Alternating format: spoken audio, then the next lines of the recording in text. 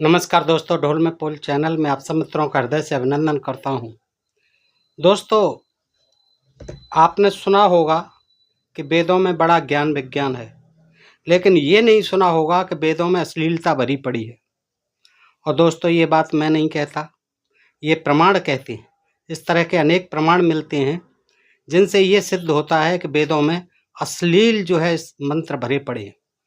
आज भी मैं जो है कल की तरह उसी पुस्तक से, जो कि वेद के पाठक सावधान, वेद तथा वेद संबंधी आक्षेपों का समाधान, लेखक शिव नारायण सिंह गौतम जी है।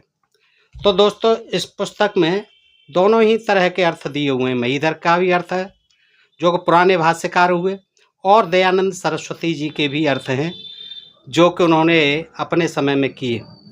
दोस्तों, तो आज मैं आपके सामने ऐसे ही कुछ मंत्र रखता हूँ जिन्हें कि आप देख सकते हैं और समझ सकते हैं कि वो कितने सत्य हैं, कितने जो अश्लील हैं, कितने अश्लील हैं। स्वयं जो है आप विचार करेंगे दोस्तों। और छोटी सी बात जो है मैं गणेश के बारे में भी, क्योंकि ये जो है लेख इन्होंने गणेश से ही प्रारंभ किया है, संपूर्णानंद जी से, डॉक्टर संपूर्णानंद जी से।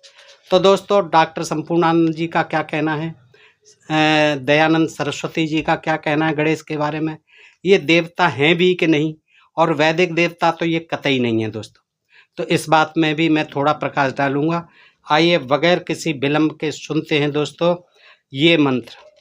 देखिए, माता च ते पिता, माता च ते पिता च ते अग्रम वृक्षस्य रोहतः प्रतिलाभित ते पिता गभे मुष्टिमतः संयत। ये जो है श्लोक है दोस्तों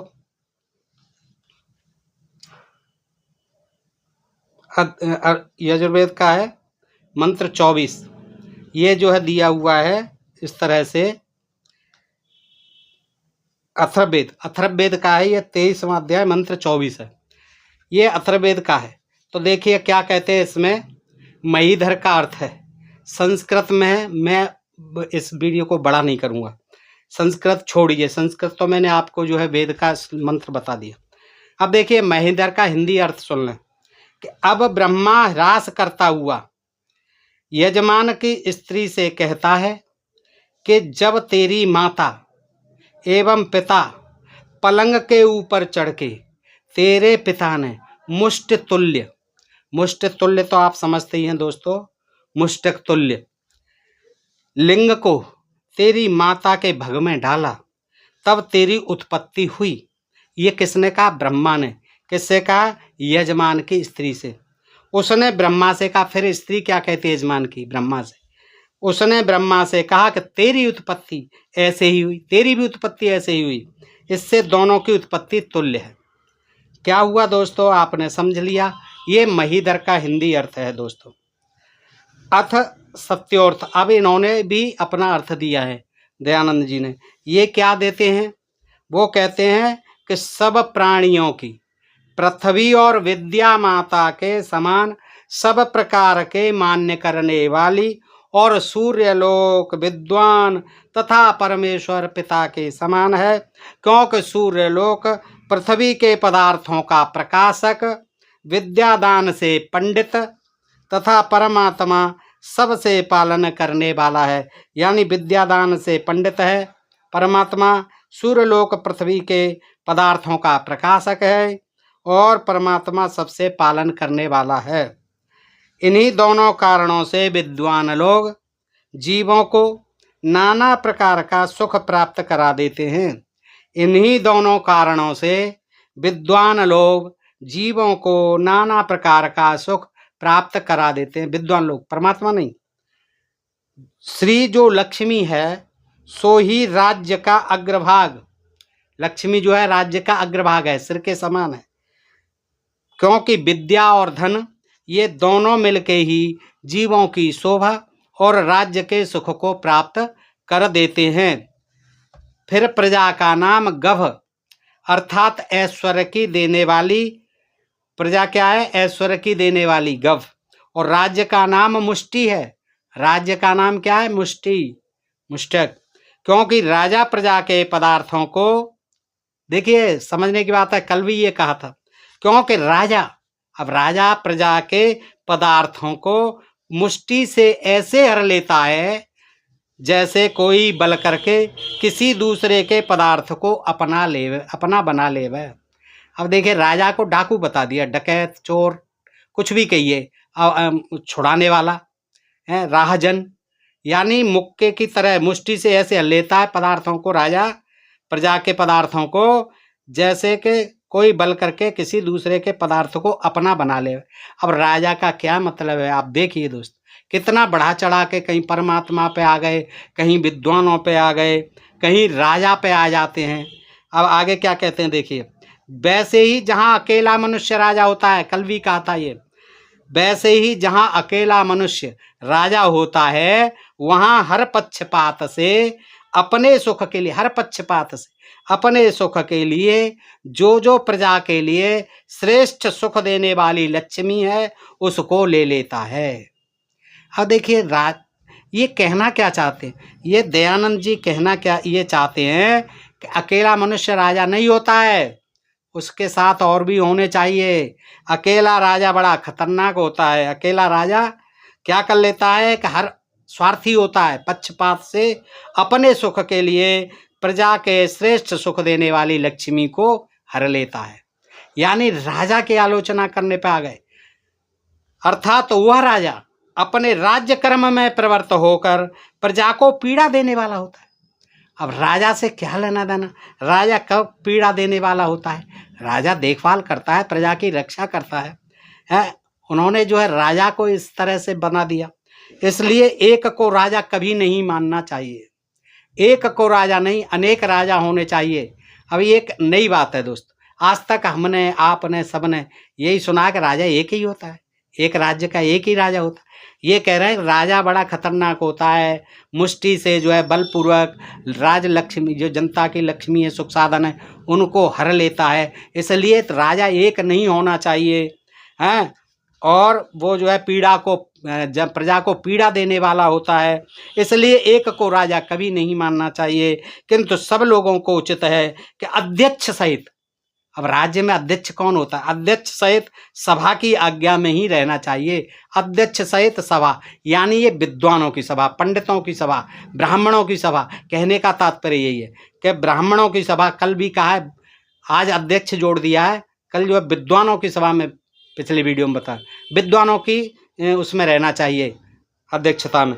तो अध्यक्ष सहित सभा की आज्ञा में। अब बताइए आप दोस्तों, खुद सोचें, इतने लंबे चौड़ी कहाँ से कहाँ व्याख्या कर दी गई।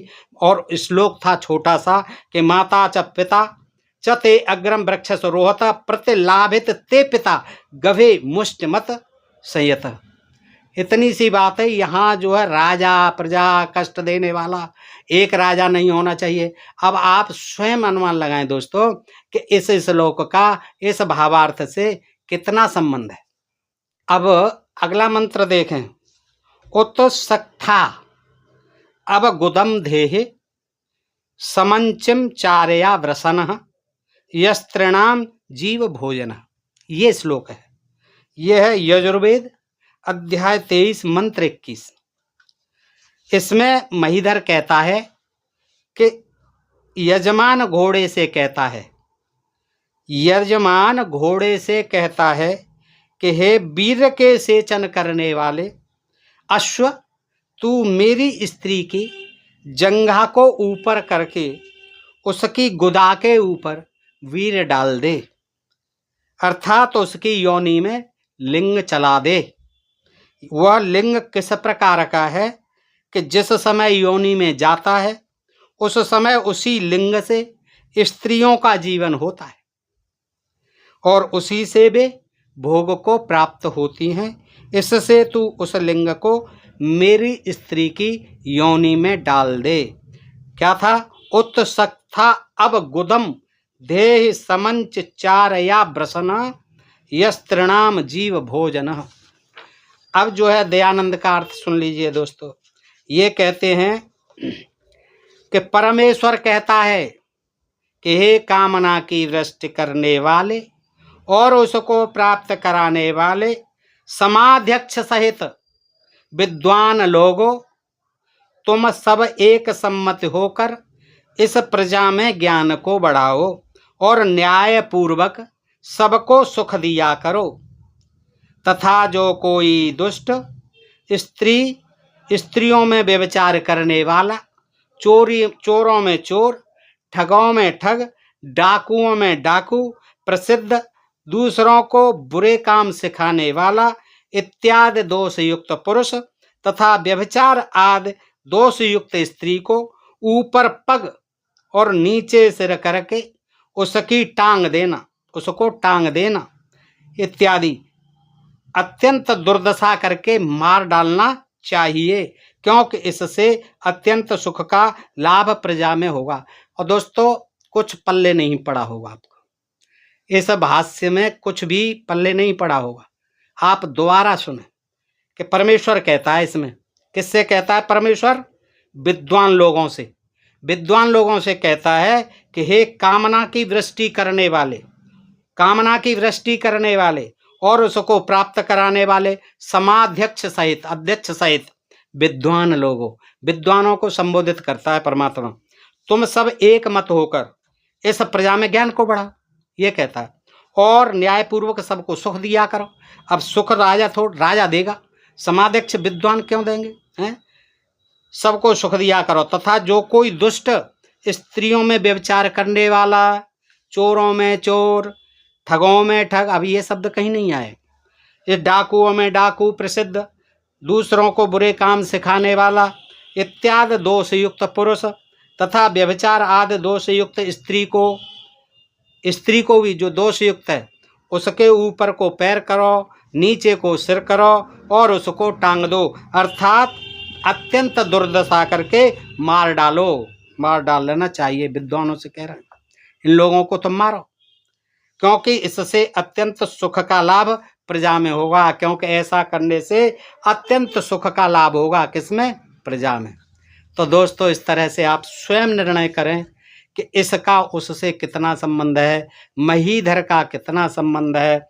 और दोस्तों, आगे मैं आपको एंड में ये बता देता हूँ गणेश के बारे में, कि गणेश के बारे में दयानंद जी और डॉक्टर संपूर्णानंद जी के क्या विचार हैं।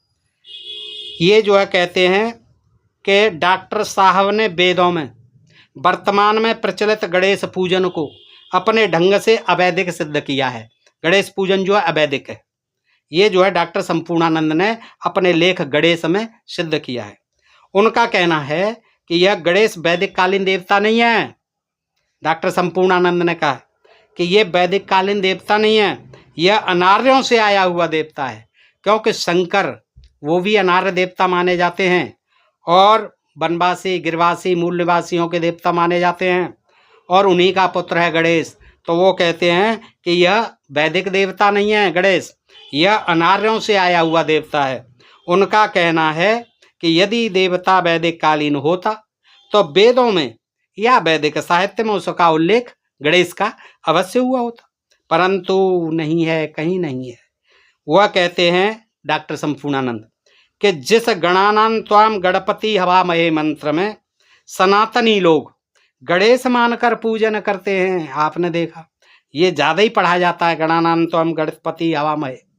तो डॉक्टर संपूर्णानंद जी कहते हैं कि इस मंत्र से सनातनी लोग गणेश मानकर पूजन करते हैं, लेकिन उस मंत्र का देवता गणपति अवश्य लिखा है, परंतु सभी मध्यकालीन भाष्यकारों सायण, उवट एवं महीधर का भाष्य ही पौराणिक सनातनी अर्थात पौराणिक सनातन धर्मावलंबी लोगों में प्रचलित है।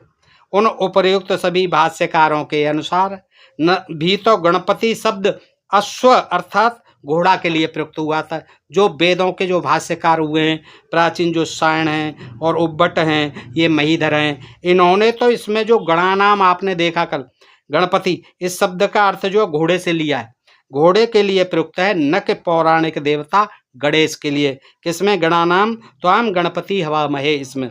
अतः यह शब्द, यह अश्व शब्द गणेश देवता का पर्याय नहीं हो सकता, जैसा कि महीधर ने पूर्व वर्णित मंत्र में अश्व अर्थात घोड़ा करके पुनः घोड़े से क्या क्या करने और कराने की प्रार्थना यज्ञशाला में ऋतुजों के समक्ष रानी के द्वारा करा रहा है।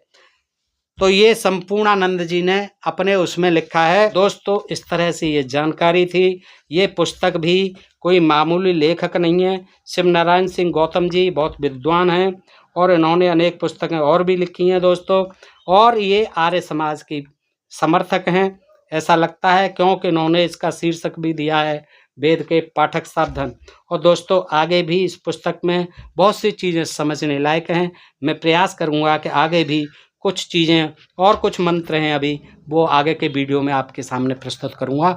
बताइए दोस्तों ये जानकारी आपको कैसी लगी। अच्छी लगी हो तो आप अपने मित्रों में अधिकाधिक शेयर करें। अपने प्रिय चैनल ढोल में पोल को सब्सक्राइब करते रहें। फिर मिलते हैं ऐसे ही अन्य किसी प्रसंग के साथ। तब तक आप अपना ख्याल रखें दोस्तों, स्वस्थ रहें, मस्त रहें। आपको सादर नमस्कार। जय भारत, जय इंडिया।